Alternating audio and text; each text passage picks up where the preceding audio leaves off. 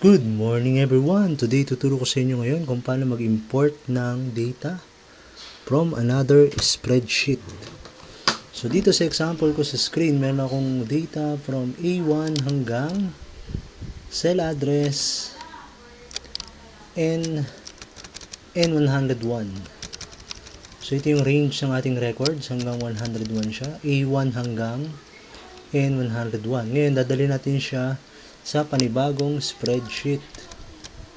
So paano natin gagawin yon? Puntahan nyo lang guys yung file, tapos new, hanapin nyo yung spreadsheet.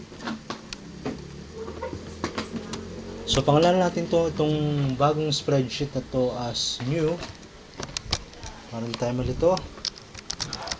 Enter. Then dito sa cell address na A1, tatype nyo lang guys is ganito. Kung tayo sa view, lakayan natin siya ng konti para mas makita nyo. Ayan. So, equals. Type nyo lang import range. Open parenthesis.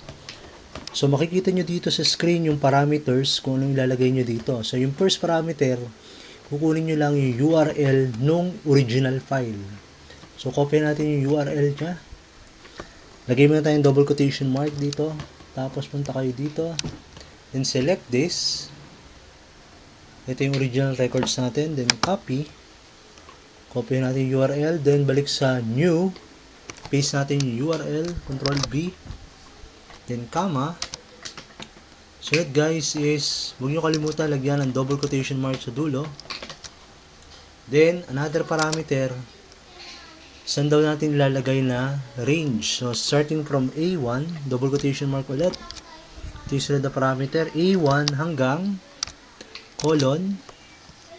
So, check natin itong records natin. Paligitin natin siya para mas makita natin siya mas maliit.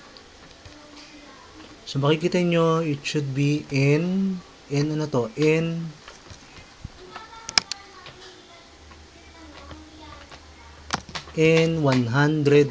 So, yun yung last record natin. So, ang gagawin nyo lang guys is A1, ito yon, A1 hanggang colon N101. Okay, then double quotation mark, then close parenthesis. Tapos na po tayo, press nyo lang yung enter key. And loading, mag-i-error yan kasi kailangan daw nyo natin i-connect. So, allow access tayo. Click nyo lang to guys. Then, voila. For a few minutes, ito na yung new records natin. Galing yan dito sa 100 sales record.